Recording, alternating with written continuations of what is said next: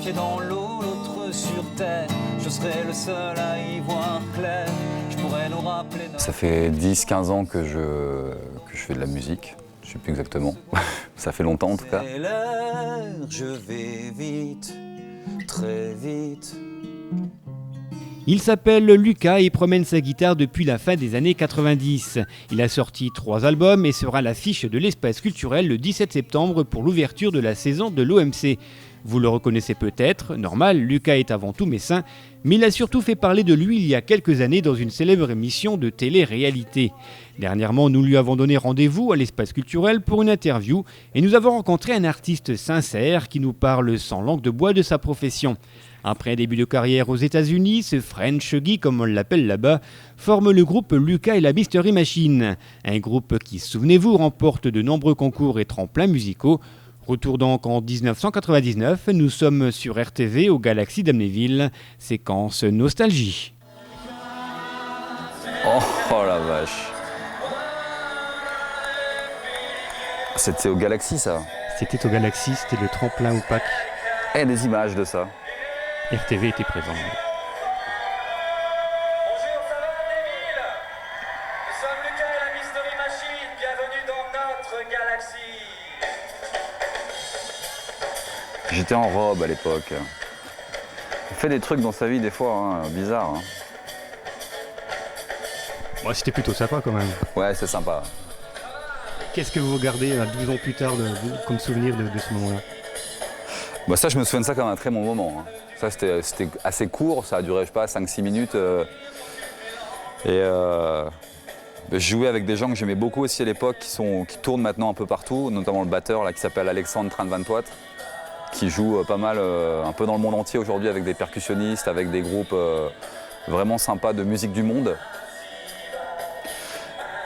Oh là je viens de... Régis Lamorac, donc qui était venu pour l'occasion en grenouillère. On faisait un peu n'importe quoi en fait à l'époque. Enfin n'importe quoi dans le bon sens quoi. C'est-à-dire ça se trouve on s'en foutait peut-être plus que maintenant, je sais pas. Quand je vois comment je suis habillé, comment mon bassiste est habillé en pyjama. Et mon frangin effectivement qui est là avec sa coupe à la Motorhead. En fait, c'est marrant, c'est sympa de voir ça parce que c'est assez festif. On pourrait presque croire à un truc de Yannick Noah ou de Maé. Enfin, il y a un peu l'esprit là dans la tenue et dans la musique.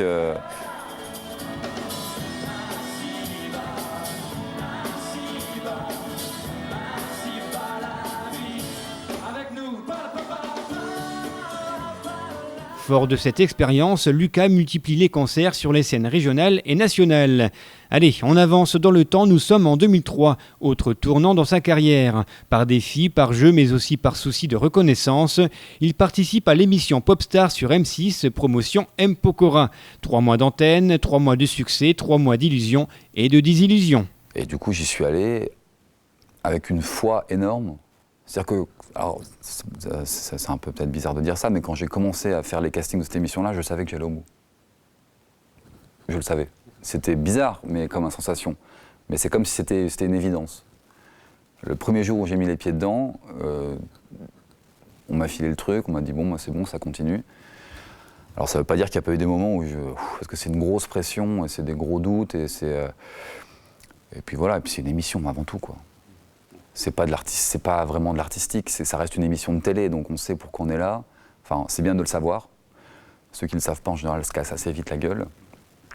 Mais tout est fait autour de... Voilà, il y a 2 parties dans ce genre d'émission. Il y a l'émission de télévision et le casting en parallèle, qui doivent, à un moment donné, se regrouper, se mélanger.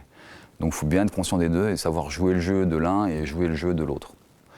Mais moi, j'ai adoré cette expérience parce que c'était... déjà parce que je suis allé au bout. Et puis mine de rien, c'est quand même, personnellement, c'est quand même satisfaisant d'à chaque fois qu'on me dise on vous garde. Forcément, c'est sympa. Enfin, je veux dire, tout le monde serait content qu'on dise t'es super, on te garde, reste avec nous, quoi. Et après, avec le recul, je pense que j'en ai pas assez profité. Parce que je pense que j'ai eu très peur après d'une sorte d'emballement. Moi, je me suis un peu emballé. Psychologiquement, j'avais beau penser que j'étais prêt et tout à fait apte à gérer cette situation-là. Je suis quand même passé par des moments où je me suis dit « Ah ouais, quand même, c'est pas si facile que ça, quoi. » Parce que finalement, on est dans une notoriété ultra rapide. Après, je suis parti en tournée en France, que j'aille à Brest, à Annecy ou n'importe où. Et les gens, ils me reconnaissaient dans la rue tous les 5 mètres, ils voulaient m'inviter à manger, ça, viens à la maison, machin. Au bout d'un moment, on se perd un peu. C'est-à-dire que moi, je ne savais plus trop qui j'étais. Est-ce que je suis cette personne qu'on me renvoie, l'image de cette personne qu'on me renvoie, qui représente peut-être 5% de moi. Et du coup, les 95 autres pourcents, ils passent à la trappe. Donc si on se réfugie dans ces 5% et qu'on passe sa vie là-dedans, je pense qu'au final, psychologiquement, il manque quelque chose, quoi. On devient triste, malheureux, enfin, on ne comprend pas. Et puis ça s'arrête surtout.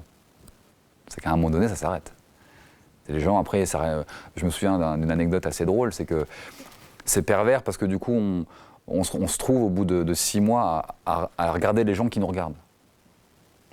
Psychologiquement, c'est très très bizarre.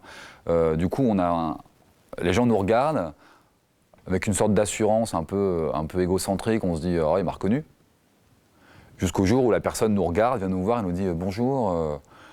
On a déjà le speech tout prêt, vu que ça fait 250 fois qu'on dit « Bah ouais, merci, machin, tout ça ». On n'arrive plus à recevoir ça. Et puis la personne, elle dit « Vous avez l'heure, s'il vous plaît ». Et là, du coup, direct, ça fait « Ok, reviens sur Terre, quoi ». Donc ça, je remercie ces gens aussi qui, à chaque fois, m'ont aussi renvoyé un truc qui faisait que « Attends, t'es qui, toi? Pour qui tu te prends? Reviens sur Terre. » Bah, il est 6 heures, madame. Bonne journée. Enfin, voilà, donc c'est une expérience intéressante. Je suis content d'avoir vécu cette expérience de télé-réalité parce que ça fait partie d'un phénomène, on va dire, de la dernière génération. Voilà, ça m'a permis de rencontrer des artistes que j'aimais beaucoup. Et puis, ça m'a aussi fermé des salles dans lesquelles j'aurais aimé jouer. Parce que du coup, les gens il y avait une étiquette. Donc il a fallu du temps pour enlever l'étiquette, en fait. Finalement, aujourd'hui, l'étiquette, elle est enlevée. Pour moi, ça, c'est du passé. Mais c'était une expérience vraiment riche qui m'a permis d'apprendre la danse aussi, surtout. Je veux des bisous, oser déposer des baisers doux, oser les bisous voler dans le cou. Aujourd'hui, Lucas est donc de retour sur Terre. 8 ans après Popstar, ce chanteur sensible à fleur de peau prépare un 4e album. Un album peut-être beaucoup plus personnel que les autres. Je traverse la nuit somnambule imparfait. Je conjugue ma vie au futur conditionné. J'accélère, je vais vite, très vite. J'accélère à l'extrême limite. J'accélère, je vais vite, toujours trop vite. Le style Lucas, c'est quoi? Les textes parlent de quoi généralement? Bah, ça parle beaucoup des femmes, de l'amour. Je crois que c'est un thème assez universel et qui nous prend du temps quand même dans nos vies, que ce soit pour un sexe ou pour l'autre. C'est un gros thème, l'affectif. Il y a ça, et puis il y a aussi un peu mon côté peut-être bon samaritain. Le monde il est beau, le monde il est gentil. Donc peut-être mon observation du monde, ça peut être de la guerre, des femmes battues. C'est jamais très, très drôle. C'est toujours des thèmes un peu... ça peut être le cancer, ça peut être des choses comme ça. Beaucoup de chansons que j'ai écrites, que j'ai jamais jouées d'ailleurs. Mais ça fait partie de beaucoup de ce que j'écris. Ce sont beaucoup de chansons sur des thèmes qui me touchent.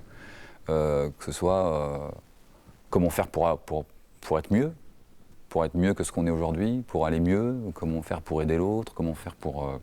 Donc ça parle de tout ça en fait, de mon observation de situation et puis que je ramène à ce que je ressens et j'écris là-dessus.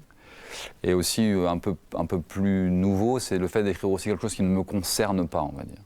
C'est-à-dire ne pas faire que du retour sur soi tout le temps, parce que c'est un peu fatigant au bout d'un moment, mais écrire aussi des histoires. Au-dessus de nos têtes, quelques extraterrestres branchés sur nos maison. Si c'est l'humanité, we're going home. Si c'est l'humanité, we're going home. J'ai beau me dire, j'essaie toujours de me dire, oh là, il faut un concert où les gens ils sont heureux, les gens ils dansent, les gens ils s'amusent, tout ça. Alors je l'ai fait parce que j'ai écrit beaucoup de chansons, des trucs un peu festifs, des morceaux qui s'appelaient Bernadette, des chansons un peu...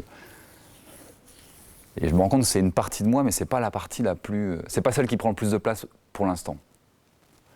Peut-être que ça va évoluer, peut-être qu'après j'aurai envie d'écrire que des trucs à la Christophe Maé, peut-être. Je crois pas. Mais voilà, ou Yannick Noah, enfin voilà, ils sont là-dedans, ils sont dans cet esprit-là. Moi je suis quelqu'un de beaucoup plus taciturne, je suis quelqu'un de beaucoup plus mélancolique, je pense. Et au bout d'un moment, si je dois faire 50 dates avec ces chansons-là, au bout d'un moment je me dis mais... Les gens les aiment bien. Alors maintenant, les gens qui ont entendu ces chansons-là me les demandent en concert. Donc elles font partie de moi, je les renie pas du tout. Mais c'est vrai que des fois, ça me demande un effort de faire telle ou telle chanson parce que j'ai l'impression que ça me colle pas, quoi. Mais reviens ce week-end, we have a couscous entre friends. Et c'est moi qui le fais, je te jure, c'est moi qui le fais.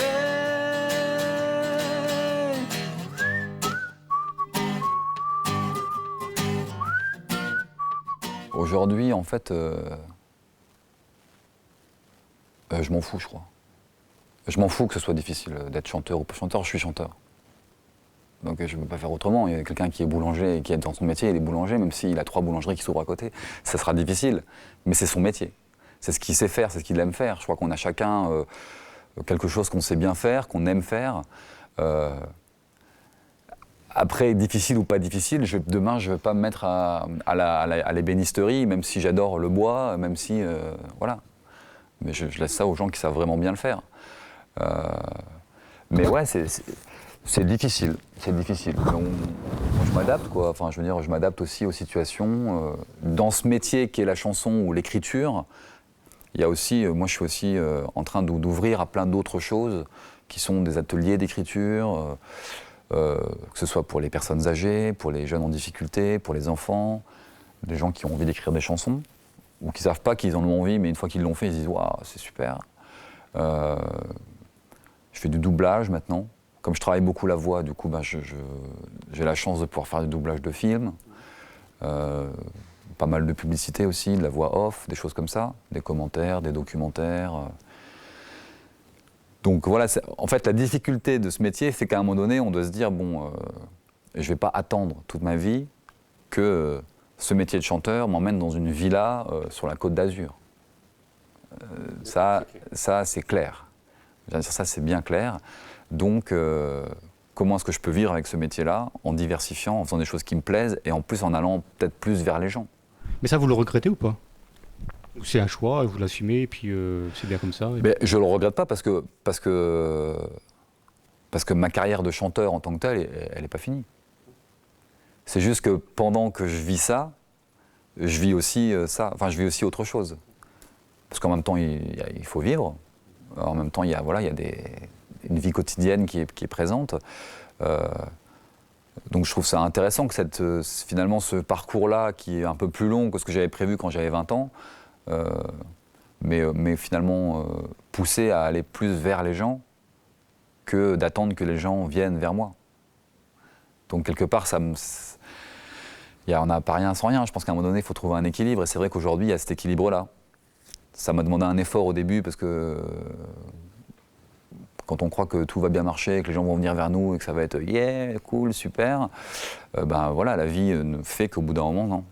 Si je ne vais pas vers les gens, ils ne viennent pas vers moi. Donc, je fais un effort. Retrouvez donc cet artiste à la fois fragile et touchant le 17 septembre à 20h30 à l'espace culturel. Les concerts de Lucas sont toujours des moments privilégiés pour le public qui voyage dans une galaxie faite de douceur, de tendresse et d'émotion. Réservation dans les points de vente habituels et au 03 87 67 86 30. Est-ce qu'on s'aime tout court quand on y pense? On s'aime un peu, c'est tout. Passionnément à la folie et parfois pas du tout. On s'aime un peu, c'est tout. Passionnément à la folie et parfois pas du tout.